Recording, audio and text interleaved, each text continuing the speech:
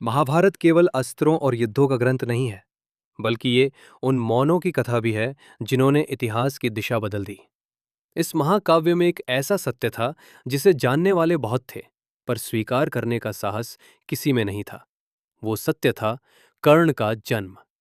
कर्ण, जिसे संसार ने सूत पुत्र कहा, वास्तव में हस्तिनापुर की महारानी कुंती का पुत्र था। ये तथ्य केवल कर्ण के जीवन की त्रासदी नहीं बना, बल्कि महाभारत युद्ध के सबसे बड़े कारणों में से एक सिद्ध हुआ।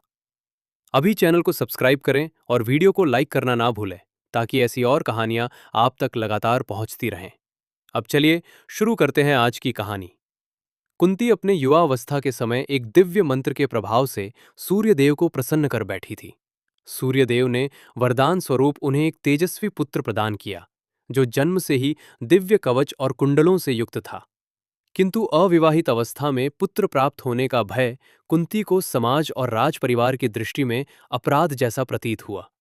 लोकलाज और भविष्य के भय से ग्रस्त होकर कुंती ने अपने हृदय पर पत्थर रखकर उस नवजात शिशु को एक मंजूषा में रखकर गंगा की धारा में प्रवाहित कर दिया। उस क्षण कुंती ने पुत्र को त्यागा, किंतु मातृत्व का बोझ जीवन भर उनके अंतर्मन में जीवित रहा। गंगा की धारा उस मंजूषा को बहाते हुए एक ऐसे स्थान पर ले आई जहां धृतराष्ट्र का सारथी अधिरथ अपने अश्वों को जल पिला रहा था। अधिरथ की दृष्टि जब उस मंजूषा पर पड़ी तो उसने उसमें पड़े तेजस्वी शिशु को देखा। अधिरथ और उसकी पत्नी राधा निसंतान थे। उन्होंने उस बालक को ईश्वर का वरदान समझकर अपनाया और अपने घर ले आए। राधा ने उस शिशु को जन्म नहीं दिया था, परंतु अपने वात्सल्य से उसे पूर्ण मातृत्व प्रदान किया। बालक के कान असाधारण रूप से सुंदर थे, इसलिए उसका नाम कर्ण रखा गया। पालन पोषण सूत दंपत्ति द्वारा होने के कारण वह समाज में सूत पुत्र कहलाया और राधा द्वारा पाले जाने के कारण राधेय नाम से भी जाना गया। कर्ण का बचपन संघर्षों और अपमानों के बीच बीता। उसमें अद्भुत शौर्य और प्रतिभा थी, परंतु उसका कुल उसके मार्ग में सदा बाधा बनकर खड़ा रहा। धनुर्विद्या में वो अर्जुन के समकक्ष था, किंतु हर अवसर पर उसे ये स्मरण कराया गया कि वो सूत पुत्र है और राजवंशों के बीच स्थान पाने का अधिकारी नहीं है। द्रौपदी के स्वयंवर में उसका अपमान और भीष्म तथा द्रोणाचार्य की मौन स्वीकृति ने कर्ण के हृदय में एक स्थायी वेदना भर दी। यही वेदना आगे चलकर उसके जीवन के निर्णयों को आकार देने लगी। ऐसे समय में दुर्योधन ही वो व्यक्ति था जिसने कर्ण को सम्मान दिया। उसने कर्ण को अंग देश का राजा बनाकर न केवल उसका अपमान धोया, बल्कि उसे वो प्रतिष्ठा दी जिसकी उसे जीवन भर आकांक्षा थी। इस उपकार के प्रति कर्ण की निष्ठा अटूट हो गई।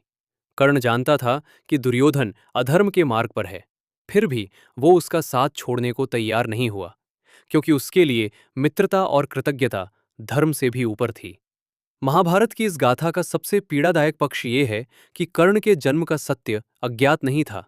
भीष्म पितामह जानते थे कि कर्ण कुंती पुत्र है और पांडवों का ज्येष्ठ भाई है, किंतु उन्होंने ये सत्य कौरव पक्ष के संतुलन और भविष्य की राजनीति के कारण प्रकट नहीं किया। श्री कृष्ण भी इस तथ्य से परिचित थे और उन्होंने भी समय से पहले इस सत्य को उजागर करना उचित नहीं समझा।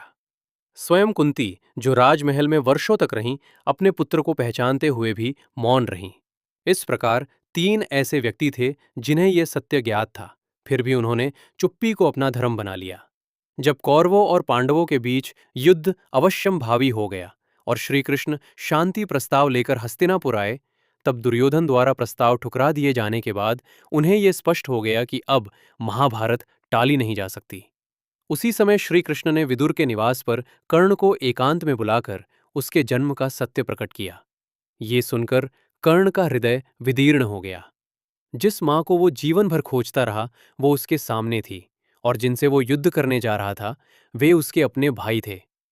कर्ण ने श्री कृष्ण से वचन लिया कि ये सत्य पांडवों को नहीं बताया जाएगा, क्योंकि वो अपने जीवन की वास्तविकता को युद्ध भूमि में एक और अस्त्र नहीं बनाना चाहता था। इसके बाद कुंती स्वयं कर्ण से मिलने आई।